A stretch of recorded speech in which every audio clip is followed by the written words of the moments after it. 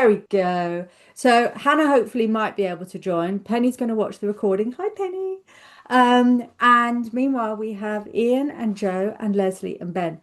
So my name's Lisa, for those of you who don't know me, and I am an automation expert. My whole business is focused around my ADHD coping mechanisms and getting stuff done.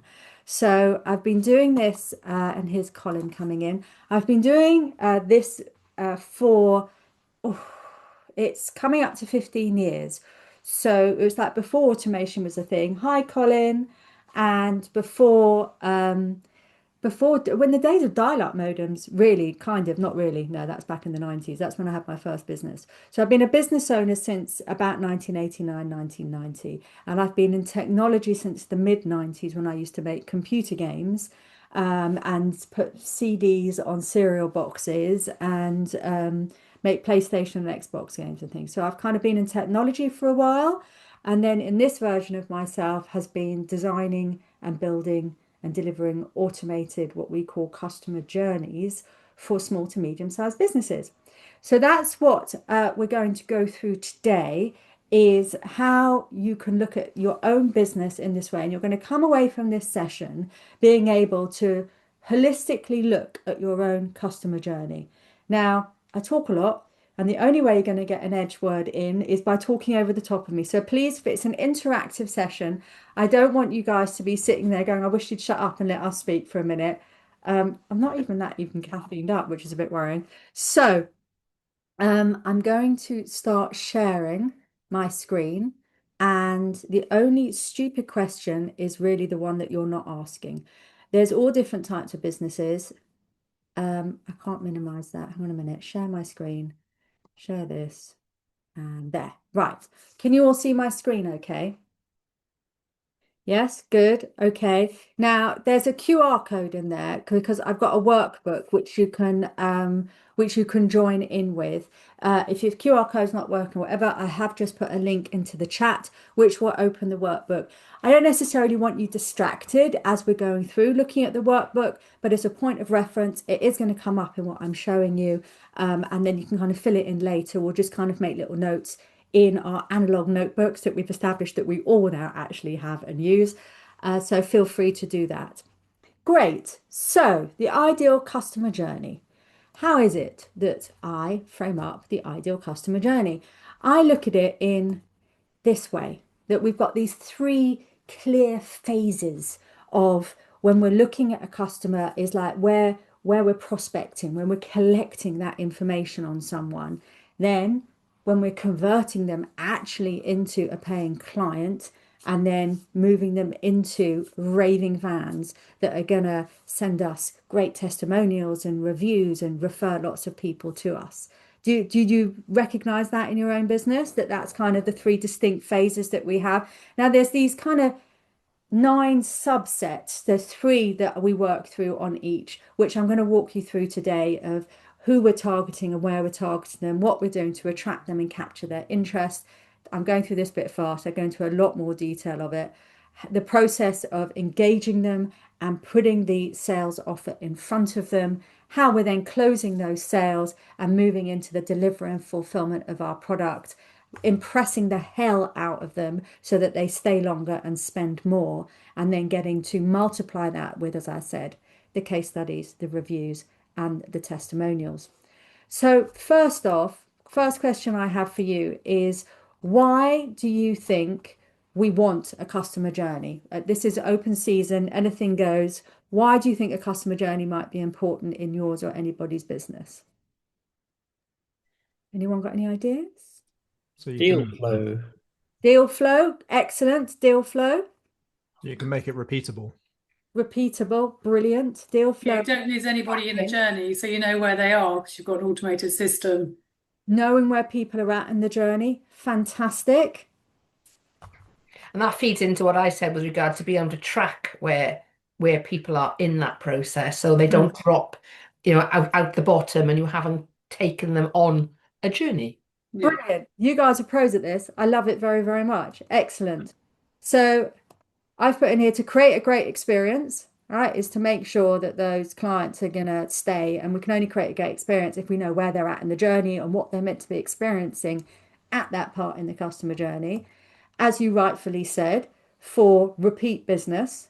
And that repeat business isn't just about that customer coming in, but being able to get that repeat business from multiplying ourselves and getting them to refer more people into us. Because as we all know, as members of a networking organization, the cheapest, most effective, most definitely cost-effective way of getting a new client is a referral, right? They come in warmed up, having had a great, like, oh my God, you've got to work with this person because, and if they're coming with somebody that's trusted, you have a hugely higher percentage possibility of that contact actually converting into a paid client.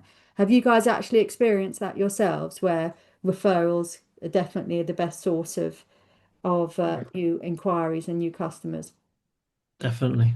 Definitely. Excellent. Good. Thank you. Hi, Ian. Sorry, I didn't say hello to you before if I did miss you. So the first thing to really establish for me in a customer journey is understanding who you are. Now, people talk about niching and the riches is in the niches and that kind of thing. And I do believe in that. But you also, the way that we classify the different types of businesses is about where you fall in the different types of customer journeys. So these are our top line customer journeys that we look at. An info business, someone's selling information, they've got a course, they've got a book, but it's basically kind of like an automated experience. And there's so much more of this, especially since COVID happening, where people are leveraging their knowledge. A lot of people coming out of corporates looking to leverage their knowledge because they're really good at what they do and they've got an awful lot of experience. E-commerce, stick it in a basket and check out. That also speaks for itself. Coaches and consultants offering that as a service of having people come back for repeat calls or having this consulting process to it.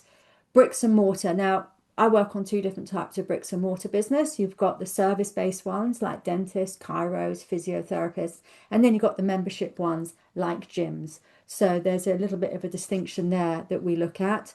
And then professional services, people like accountants and lawyers who are having to deliver a specific service as part of their possibly consultancy. So does anyone here feel like they don't fit in to one of those categories? The only one that's possibly not there is manufacturing. All right, good. Everybody's got a thumbs up there. Good. Excellent. So once we know who we are, who you are in all of this, the question is who are they?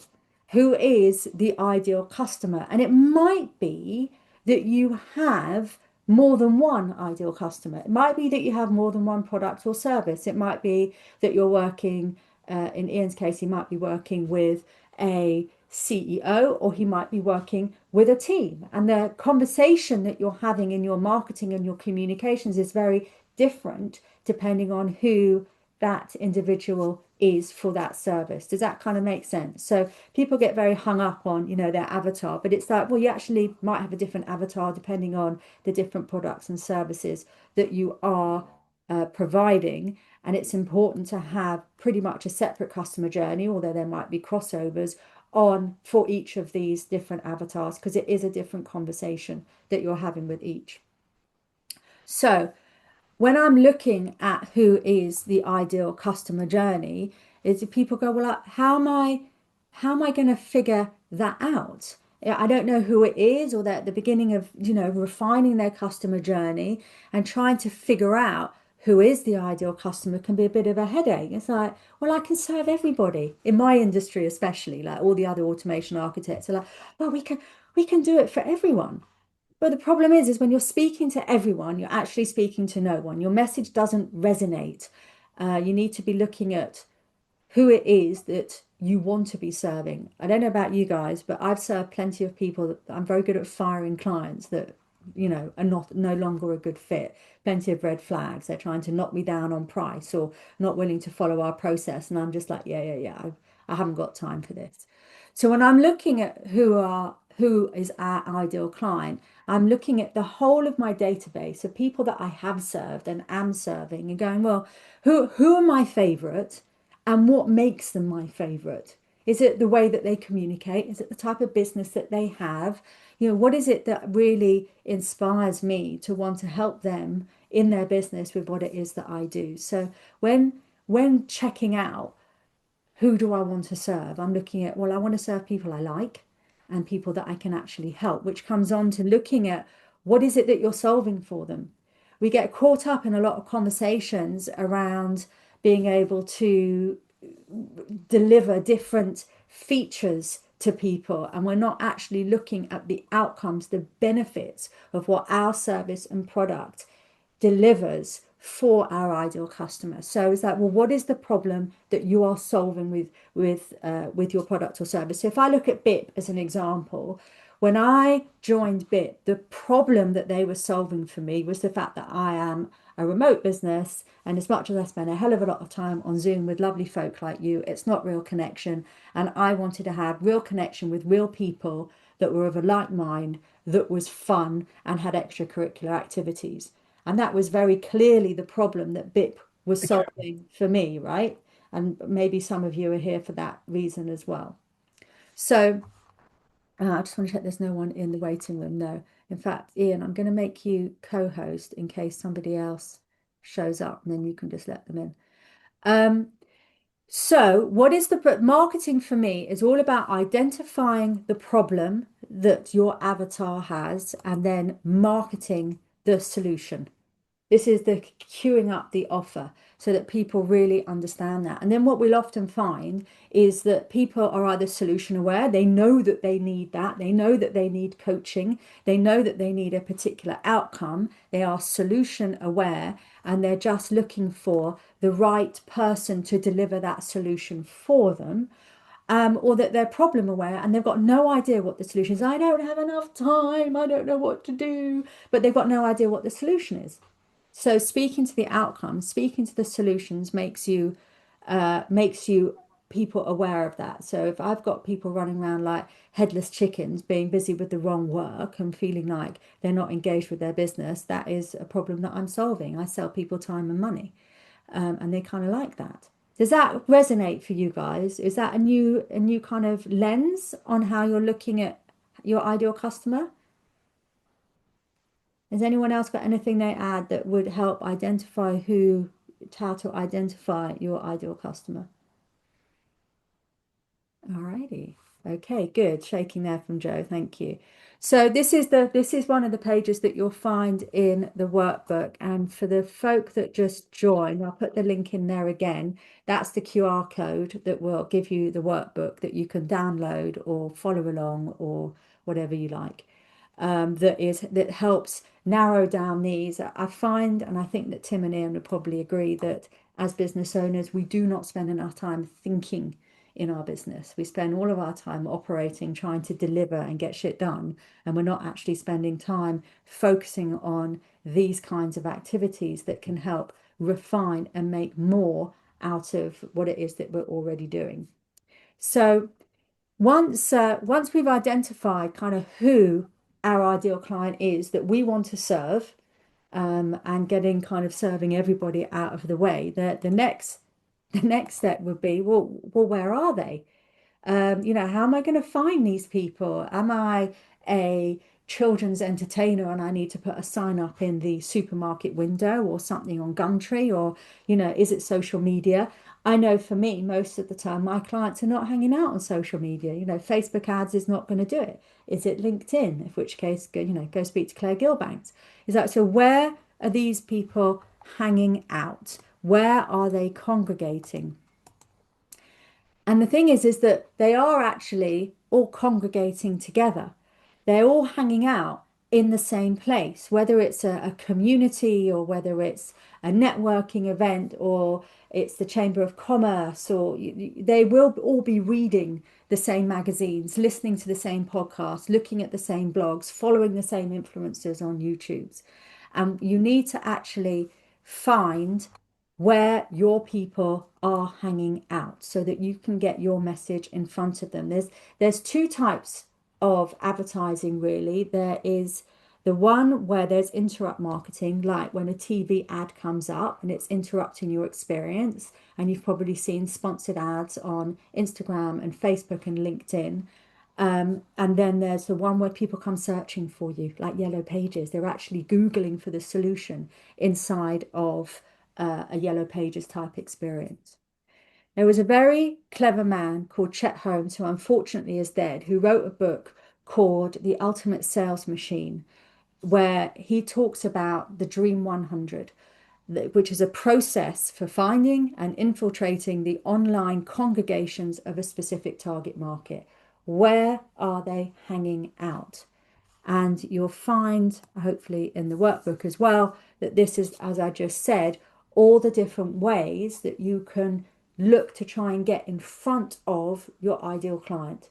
It's like if you were to pick the absolute epitome, the 2 or 3 people, or even look at the clients that you already have and go, well, where did I find them? Or how did they find me? What is the most successful route I have had to date? And do more of what's working. We often get very distracted with looking at new and inventive ways to top up our funnels of get new people in. And we forget that we already had something that was working perfectly all right. We decided to innovate. We took our eye off the ball, and all of a sudden, everything is slightly slowed down. I don't know if you guys have ever experienced something like that, but I know a lot of people in my world have. So we know who we're talking to.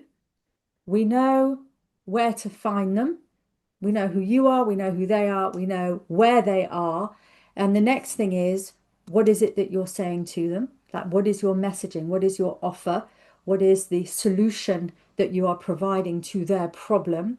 What is it that they're seeing about you online? So if someone was to Google you right now, what is the coffee table picture book that they would find of you online? And is it representative of the messaging that we just spoke about? Is it speaking to those outcomes? Is it like a no-brainer? My messaging guy, who is fabulous, he has a business called Clear Sales Message. Guess what he does? He taught me an acronym which apparently existed, which is TLDR, which, if it's people like me that have the attention span of a 4-year-old with ADHD, too long didn't read. It's like your people have got to get what you do instantly. So what are they seeing, and what value are you offering content wise, so that they can actually they can see that you know what you're talking about, because people are ready to buy when they're ready to buy. They're not ready to buy when you're ready to sell. So sometimes some people, they need to consume a bit of content. They want to get a bit more of a feel for you before they're actually ready to engage with you, even as much as having a 20-minute discovery call. So be conscious of that. Anyone got any questions or anything they want to share before I move on? All righty, good. So the map. Now, there are some of us on this call who survived driving in the days before sat-navs, when we had an A to Z, right? But we had an A to Z, we had a map. Does anybody here ever get in a car or a vehicle and go to a destination and not have the map of how to get there? It makes perfect sense. But yet we don't do this in our business. We expect, it's all just a bit all over the place, and we expect that our clients will know the journey in our business, even though we've never actually laid it out. And if we don't know what the next step for them is in our business, then how the hell do they? By having a very clear process that lays it out, delivers a lot of trust and confidence in just how you're showing up in your business, because you know the expectations to set for exactly what's happening next. So I thought we'd take a little walk through a customer journey now together, which is, I'm going to give you a link to a template of this at the end of the call, so that you can actually, scribble this down. You could do it on a blank bit of paper. You could do it, Ben, on your pad that you have in front of you. As you can see, it's not exactly a glorified work of art, but it is incredibly practical. And this is what we do with every business that works with us. This is the very first thing we do. I call it the Lego principle. You don't start building a Lego model out of blocks without looking at the picture on the box and knowing how those packets of blocks go together. And this is the foundational piece of the blueprint, where again, we're looking at the first stage of where we're capturing leads and what's happening there in the prospecting phase, moving through into the conversion process, starting to convert those people into paying clients in the sales process, and then finally into creating those raving fans that are going to multiply the efforts we made with that one customer. So step one is targeting. Like we said, where are we going to find? We know who our ideal client is. Where are we going to find them? Where have we found them to date? What works? What do we want to try? And do we have the right strategies in place to make sure that that is optimized? I think where do you guys now find your clients? If we have a little round robin here, Colin, where do you find your clients right now? Or where do they find you? Through third parties like management consulting firms mostly, and then we convert them to direct clients afterwards. Brilliant. So strategic partnerships, referrals, that kind of thing. Would that be fairly accurate? Yep. Brilliant. Excellent. And Ian, where do clients find you? Predominantly through networking events is where I'm finding the most connection. Excellent. Fantastic. And Joe? Yeah, the same through networking events. Isn't it amazing how much we rely on word of mouth marketing? Hmm. I'm wondering, it comes up in the stage 7, which is how much we're doing to actually support our referrers in giving good quality referrals, and having the customer journey helps lift that information out. So once we've identified where we're going to target these people, is that what are we doing to attract interest? I don't know if every single referral contact is going to immediately go, yeah, I want to work with you. It might be that you have to demonstrate some value. You might want to demonstrate, well, here's a playbook, here's a checklist, here's a little video, whatever it might be, to attract their attention and demonstrate the authority and the knowledge that you have explicitly in your space that sets you apart and differentiates you from other people who are doing similar to you. When we're not unique, right? Everybody's got competition in this space of one form or another, where people are going to be weighing you up against other people that can potentially do the same thing. So having what we call a lead magnet, sometimes called an ethical bribe, where people can pay with their email address or their time, like a YouTube video, to make sure that to learn more about you.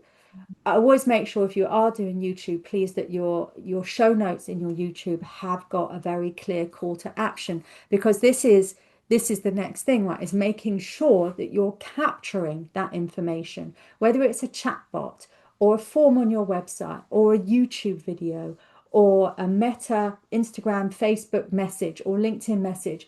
Are you 100% capturing the information on that lead, that prospect, or are some people falling through the gaps? And this is what we find all the time, which is people have contact forms on their website that's sending an email back to their inbox, and then it's like, oh, I didn't have time to follow up on that last week. Before you know it, you're hunting through your inbox to go, did I follow up? Didn't I follow up? Is it in my sent items? It's that kind of not having the capture and knowing where someone came from and specifically what it is that they're interested in, if you have more than one service, and how you can have a powerful conversation with them when you want to therefore queue up the offer and start engaging with them. So the points of conversion here is somebody is opted in, showing that they're interested or they've been introduced to you, but then the next step from that conversion point of raising their hand is to actually engage with you in some kind of sales process. And knowing when somebody is ready for that, how many touch points they've had, how much of your content they've consumed, how much knowledge they have on you, will really help know when the right time to put the offer is in front of them. I don't know, is everybody here on LinkedIn? Yeah, we're all on LinkedIn. Has anybody ever connected with you on LinkedIn and within 4.3 seconds has started pitching you? It's like literally gone, oh, do you want to buy my product? Oh, no, you want to do the click on this link, right? I call that a pitch slap, and I find it really creepy. I find it really creepy. It's a bit like going into a bar and someone going, "Do you want to come up to my room?" It's like, buy me a drink first. That kind of thing. There needs to be a nurture. You need to engage with someone before you're ready to close. And what does that look like? How is someone going to do it? And that will very much also depend on what kind of business you are. Like I said at the beginning, are you an info business? Are you an e-commerce business? But what can happen is that is missed. Someone goes from capture and tries to take someone straight to sale, at which point someone goes, "Oh yeah, too much, I'm moving on," and you've lost them. So understanding what the ideal nurture process is to take someone up to having the sales interaction with you, putting the offer in front of them, is key in making sure you don't have holes in your funnel. And again, this comes back to understanding the solutions that you provide to their problem and being clear on the offer, not just having a whole smorgasbord of, "Oh, we can do this for you and we can do that. And if you like, we can do that." It's having a very clear core offer, which you can kind of plug things into, but people feel safe if your kind of boundary has been my experience, not just like, "Oh yeah, we'll do anything." It can come across quite desperate in my experience sometimes. Has everybody here got a clear offer, or is that something that is worth some attention in the future in your business? You all got a clear offer? Excellent. Good. So again, we've got here in the workbook, which I've linked in the chat, and then the QR code is there for you as well, of different ways that you can engage with your leads, which is understanding the objections they're going to have. You can pre-handle objections in your marketing, your sales copy, in your, in the communication that's going out, whether it be on YouTube or social posts, is really good. Is looking to build credibility of having reviews and testimonials, video testimonials from other people, and making sure that the information that you're putting out is completely value-led. I'm a very big believer in having more than 80% of the content you're putting out there value-led. I put very few calls to actions on any of my posts. It's like everything comes back to a blog on the website or wherever. And if you want to find me, I'm easy to find. Book in a call. But I'm not specifically having a call to action with what I do. I like to have a very kind of soft approach. And I know that people will come to me when they're ready, and that I'm displaying enough authority and credibility in the space in which I operate. Retargeting is quite good as well. If you have got a lot of people that have fallen by the wayside and haven't engaged, having retargeting and reactivation for those people, whether it's SMS or email, or even putting them into a retargeting list in Facebook, can be very handy. And anniversary messaging, reconnecting with someone if you know that they've got kind of an anniversary coming up, which is where CRMs come in really handy, of grabbing and storing useful information on people, their children's birthdays, and the fact that they went to Legoland on this date, and having some personal information on someone that can really help set you apart in the conversations that you're having, whatever channel that might be on. So going back to our little board now, we've got here, so that's having that information is the next gap, and then presenting the offer of how you're building value around it, what sets you apart in the industry, all these things that can go into the thinking of refining your offer as well. And all of that is in the book, the booklet that I have shared with you. What we've got next, the sales process. So one of the things that my long-suffering business partner has been getting me to do, as I systematically fire myself from each of the roles in the business, the sales role probably being one of the last ones, because I'm holding on to it too tight more than anything else, is if you are not there to sell your product or service, can somebody else do that for you? Like, what is the actual sales process? And understanding the sales process can be really important, because it helps you refine it, get the assets in place, get your proposals set up. Are they all ready? Are they all formatted? The day that I went from 90 minutes to send out a proposal to 15 minutes to send out of a proposal was a day to celebrate. The amount of times I'm sitting there at 6, 7, 8 o'clock at night trying to do these customized proposals rather than standardizing a lot of the information and then personalizing the template was an absolute game changer for me. And depending on what your product is, as we said, if you're an e-commerce, into the basket, check out, but there might be an upsell. Is it a course that someone needs to purchase off a page? Do you need to have a sales call or a discovery call with someone in order for that product to be sold? So there's lots of different sales processes, and it might be different for different products and services that you have. And we always look to fast track people that are ready to buy now and not make them jump through hoops if we can help it. So in order to close the deal, there has to obviously be a lot of trust, and looking at how you can reduce the friction in that trust and show the strengths that your business has in your offering can be really useful. And just having this thinking, if you had to train somebody else into this, what information would they need? And putting the thinking time into this is incredibly valuable, and having someone sense check it for you likewise. Delivery and fulfillment. This is one of my favorite and most misunderstood phases. Being a service-based business, when we onboard someone into our systems, there's a whole load of stuff that has to happen. We're creating Google folders, we're creating project boards, we're creating templates for this, that, and the other to make sure that the other team members have visibility and context on the clients that we're onboarding. And that used to take ages, or I used to have to wait for another member of staff. And I don't know if you've noticed, I am not the most patient of people.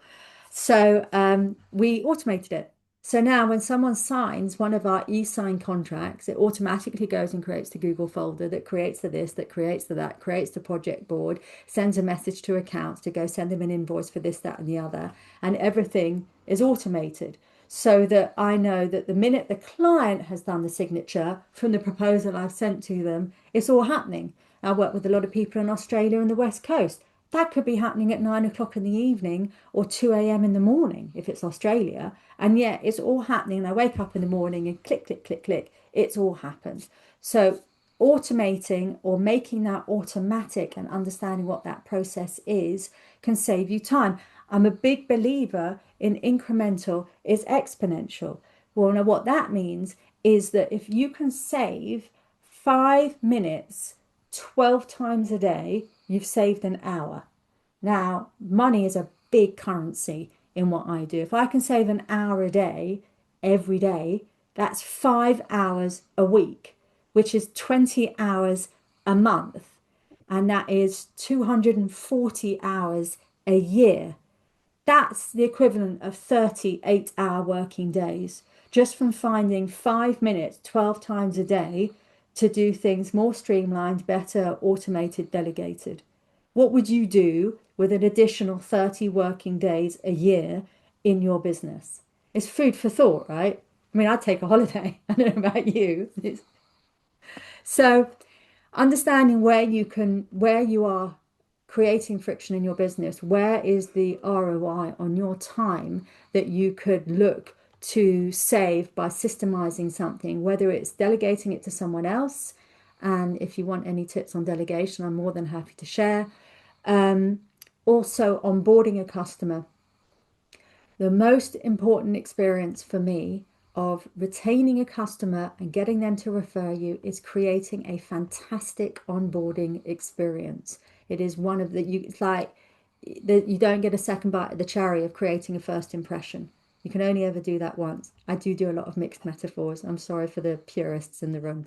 So creating that first impression, if people go, oh, I feel so held in this process, I feel like she really understands me, I feel like she really listens and she hears, is that we've worked really hard at our onboarding process. Because when someone puts the trust of their business in our hands, of their baby that they've created this far, we want them to know that we care about it as much as they do. So making it simple, making it easy. We're obviously a tech company, so making it really low tech has been important for us. So how can you make the onboarding experience for your new clients feel like they are absolutely heard, seen, and at home with the process? Because they will just, all they'll do is go and tell everybody how fabulous you are. They're going to talk about you, right? So just make sure they're saying nice things about you. Oh, I had it at the passport office a few weeks ago. I was actually denied boarding getting on a plane because my passport had extra time on it, which apparently you're not allowed to fly if you've got more than 10 years since the issue date. And I went to the passport office, and for an automation architect such as myself, this was the most slick, beautiful experience. I booked online, I was seen immediately. I went and sat in a cafe for 4 hours, came back 4 hours later and was handed my passport and left. I didn't even have to sit in a waiting room chair. The whole thing was just so slick. And all I do is tell people about how wonderful it is. So, how can people speak about you, or how would they speak about you and the experience they're having? Because customer journey does go hand in hand with the customer experience, and onboarding, as you can see by my little mini rant there, is super, super important. And having that liaison with the sales process into fulfillment is really important. There's an expectation that people get automated messages. You know, when you book in for a calendar, if you don't get that automated message, you think something's gone wrong, right? That's where we are in the world. So from delivery and fulfillment, don't know why that swiped out the way, it was particularly uncomfortable. We're then into impressing. What can we do in order to have people stay longer? What's going to keep them with us? Not in a sense of like you're ball and chained to us, but what's going to make them want to stay with us is, you know, as far as being understood, having maintenance programs, having touch points, service contracts, giving them gifts. I'm very well known. My team is fully remote, and I'm very well known for using Uber Eats all over the world for delivering donuts and coffee to people's doors. So, you know, what can you do that would create a wow experience for your clients, so that if there ever was a situation where a competitor comes up, or, you know, they think that they've got something, their bread's buttered elsewhere, then what can you do? So in the workbook, you'll actually see that there is several cost-effective ways I've put in the workbook that will allow you to create this wow experience with your clients. It's not, you know, it's getting feedback from them, creating feedback loops, all of it's there. You can probably get inspiration. There's also a brilliant book called Giftology, which is really fantastic as well, of using gifts as a technique to, you know, it can be a £10 Amazon voucher as a thank you for something. When before COVID, when we were working a lot with teams of people, we would send big things of Quality Street out, or we'd send sachets of hot chocolate at Christmas time. You know, that kind of thing, which doesn't necessarily cost a lot, but has a big impact. That's kind of what we're looking to do there. So there we are, raving fans. Creating happy, raving fans of people that all they're going to do is be your ambassador to tell people how other people should come and be with you for all of these wonderful reasons. And having your messaging straight on that is super important. But even more valuable is when they actually are leaving you things like video testimonials, or giving you a review on LinkedIn, or giving you referrals of new people. Now, I have an advanced referral strategy. I don't know if anyone here has struggled in referrals. I mean, with the 3 people that I asked already, primarily the referral strategy is working. But I mean, are those referrals coming in from existing clients? My advanced referral strategy for your existing clients is simply, you just got to ask for them. And I'd really like, how many people here are actually going to their existing clients at any point in the customer journey of when they're having a fantastic experience for you and saying, I'd love to solve this problem for more people like you. Do you know anyone that is like you in the same type of business or the same type of problem that we could help? So this is the advanced referral strategy. Now, whilst that was, and hello, Hannah Power, it's all right, it's all good. Welcome. So whilst we have now been through the playbook and we've had a look at what the plays are and could be, it feels like it could be an awful lot to get your head around, right? This is not a one and done. Your customer journey is something that will continue to evolve as your business evolves and as things like global pandemics happen and new technology like AI come to the table. Your business, like you, is constantly going to be in a state of transformation. So what I would say is, once you've had a look at your customer journey mapped out in the way that we've been through today, is where is the friction in your business? Where can you save time right now in your business by delegating or automating? Where is it that you can release revenue in your business? Do you have a conversion from lead problem? Do you have a lead acquisition problem? Do you have a lead reactivation problem? Are you getting enough reviews? If you had to pick one thing in your business that would turn a dial to release revenue or release your time, what would that one thing be? And that's the thing that you plan out now. That's the thing. That's the one thing you do. Don't try and do all of it at once. You will go into a hellhole of overwhelm if you try and do that. Just pick one thing, build a plan for it, and do 10 minutes on that plan every day, or do an hour on it once a week, whatever it might be, and just do that one thing. And then you would have released up that time. Whether it's processing out how you do something so that you can delegate it, or whether it's automating something, delegation and automation. So where is the ROI in your business on time or money? One of the other things, I was actually talking with another BIT member just before this call on that we don't necessarily look at is the reporting in our business. Reporting the numbers in our business is the story that it tells, which is super, super important. So we work on these types of reporting when we're looking at a business. We're looking at activity reporting. We're looking at specifically what a contact has done. Has it opted into something? Has it shown up shown up to a call? We're looking at status reporting, things that are going to change. Status from lead to consult to assessment, they're going to change. We're looking at how funnels are performing, even if they're not paid funnels. If you've got a lead acquisition, you have a funnel that someone is going through, a pipeline. They're just different terminology for the same thing. And obviously, financial reporting. If you don't know your numbers, find someone who is financially literate and get them to do it, because without knowing the numbers on your business and your customer journey means that you're very likely going to move forward at a much slower pace than you would otherwise like to. And understanding the numbers and where it is that the blocks are or where the gaps are. So, oh, I had 1,000 people come to my website, but I only had 3 people book a call. It's like, all right, well, what page are they coming to and what are they seeing? What's the messaging on there? You know, it's understanding where the gaps are as per what we just described and knowing what the numbers are at each of the stages. So in the map that I'm going to share with you, you'll be able to put a different lane underneath to be able to look at what are the important numbers at this stage that I need to be looking at in my business. Now, the framework I've given you works for every business. The details of what goes into that framework is unique to your business. But I've done probably thousands of these, and I can tell you this strategy works for every single business that I have ever worked with over the last 15 years, unequivocally.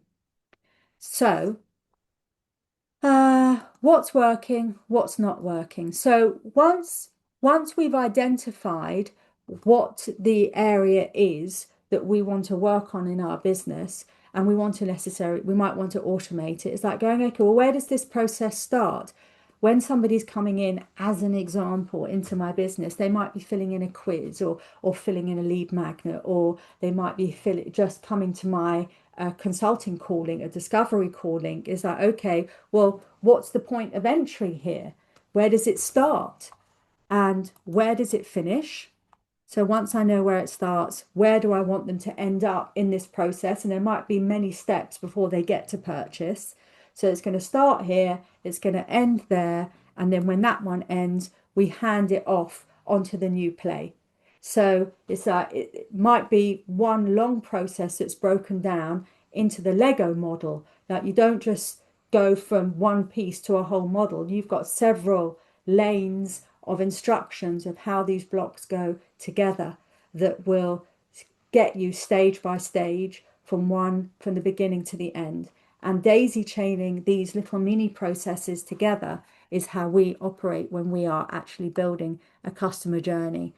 Otherwise, it just ends up with a tangled mess. And trust me, I have tidied up a lot of these messes in businesses, and it is natural. Businesses grow and change, and what got you here is not going to get you there.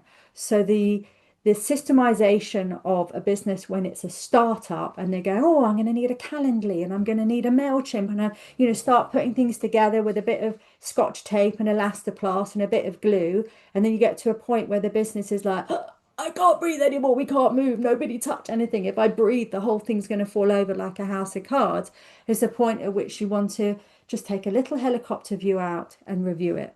So that start and finish process, this is kind of how we look at it, is we go, where does it start? Somebody opts in. Where does it finish? And then all the stages in between. And then when it finishes here and they buy a course is when the new one is going to start. So this one is they complete a form, they get reminders, they book a call. Once they've booked a call, we get an internal notification. And this is just a sample of how we break down in a modular way the mini processes of what's going on in a business, always looking at what's triggering it, where does it actually start, what do I need in order for it to be completed in the way of copy or graphics or other things, and am I needing to connect it with any other technology such as operational CRMs.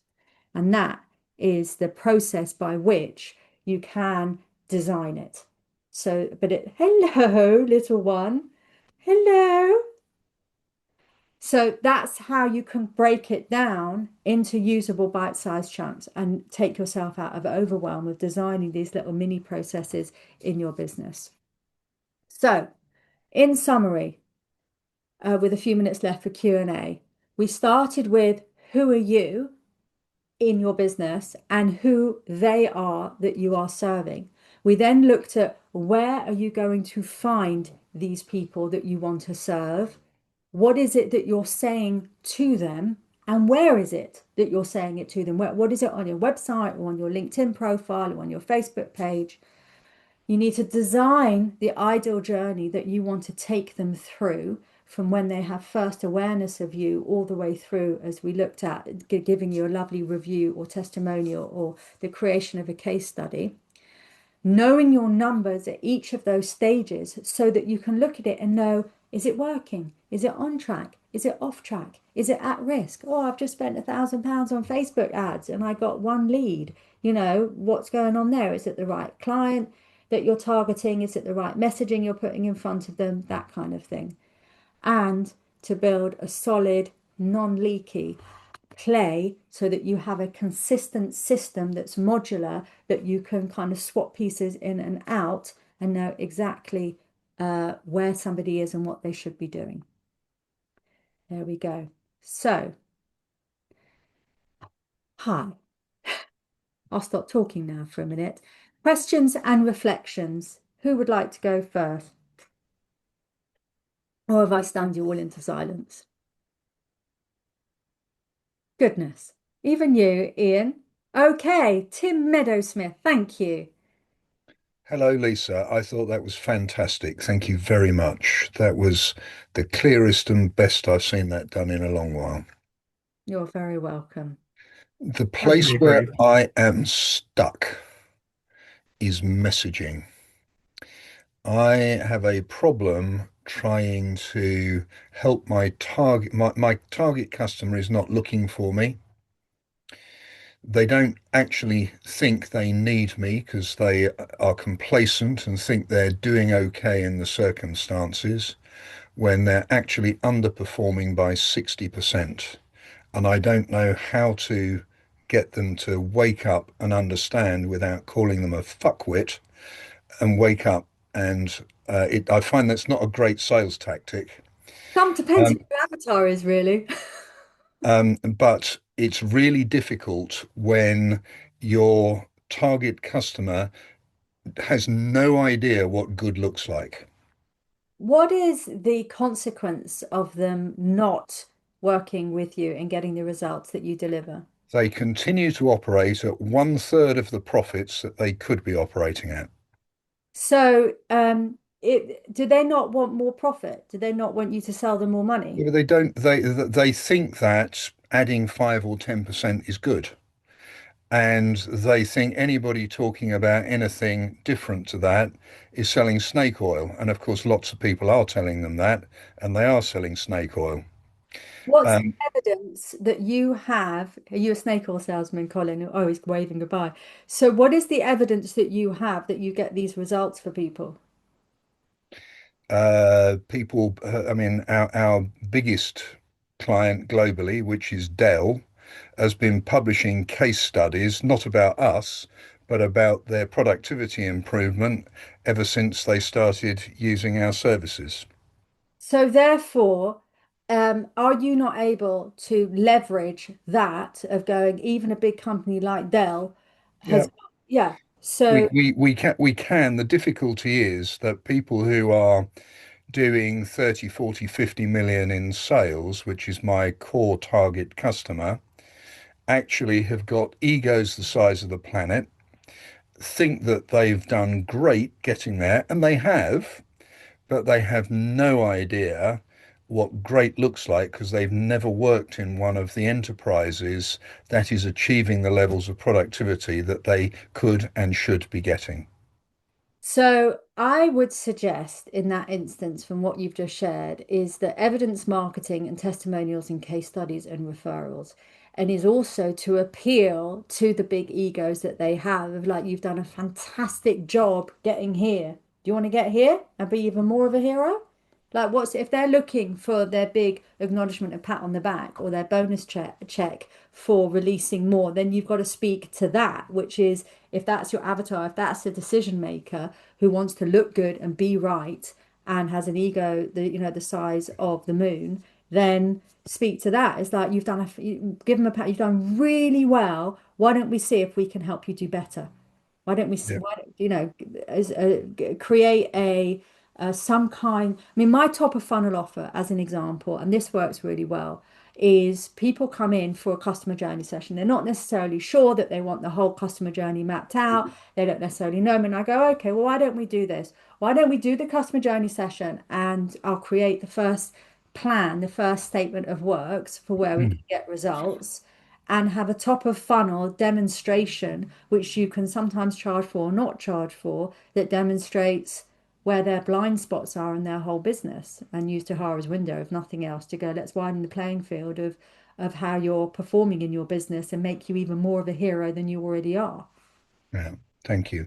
Listen, what's working to share is that we get all of our new business from referrals and we pay our existing customers with future discounts for every referral that is successful. So if our customers refer us successfully to 5 new customers, they get their services for free. They get 20% off their bill, their full price bill, for every referral that they pass through. Love that. And that's, I think, Dropbox. I mean, whilst discounts is good, also offering more of what they want. Dropbox were the first people to do that with their referral affiliate model, which was we'll give you more storage for the more people that you introduce. So having a referral mechanism, as Tim has just described, that works for your business, that is not detrimental. I do not believe in discounting. I believe that discounting for many of us devalues our product versus stacking it high with value that doesn't cost us anything, but is really valuable to the people that we're serving. Thank you, Tim. Any other reflections, comments, or questions on what I shared over the last hour with you guys?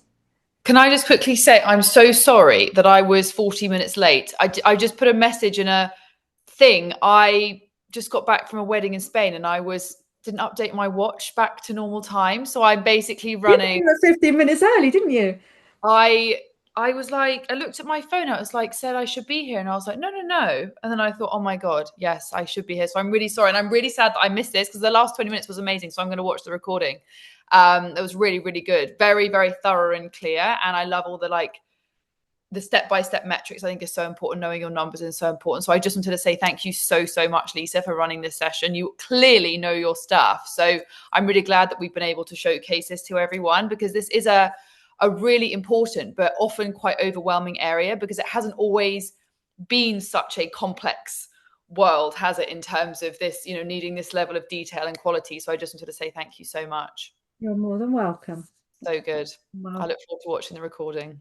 thank you. Yeah, I really enjoyed it. Starting a business, which I am at the beginning of it, means that I can do the helicopter view from the beginning rather than get everything to the point of, oh my God, it's not working and I've got Calendly and I've got this and I've got that. So it actually is quite useful for me to just go, actually, what do I want the customer journey to be and how do I want to automate it?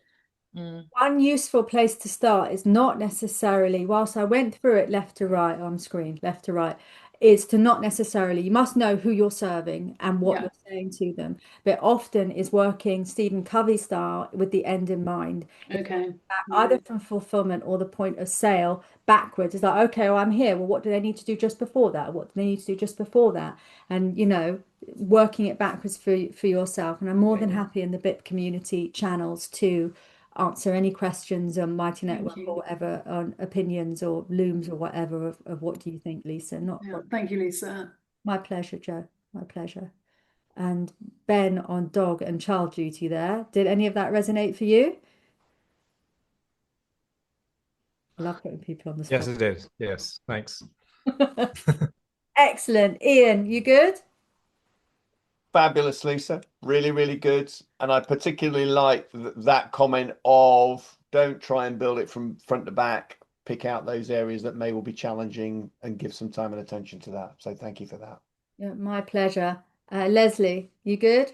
Yeah, I'm good. I'm pleased to say that I've taken somebody into my team who has helped me to create a lot of that. So it's nice to have it confirmed that what she's been doing is the right things, basically. So it's been really good to have that confirmation. So thank you. My pleasure. If you're anything like me as a business owner, I think over 90% of us are going to be visionaries, the ones that are really bad at sitting down and getting the work done and would much rather go and actually tidy the cutlery drawer or empty the fluff out of the tumble dryer instead. Ian Rogers, how was that for you? That was good.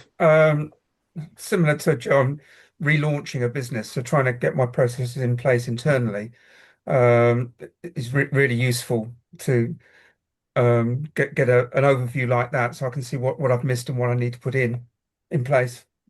Fantastic. Well, thank you very much for everyone's contribution. As promised, Thank you so much, Lisa. I'm going to share in the chat with you now. If you want my template for the map, there it is. You can just click on that link, print it, copy it, do whatever you want. I am fully happy always to share all of my resources with everyone. And thank you very much for your attention and your contribution today. Thank you, Lisa. Thank you so much. Thanks, Thank you everyone. very much. Thanks, Bye, Lisa. everybody. Thanks very much, Lisa. I really appreciate it. Thanks, guys. You take care. Have a good evening.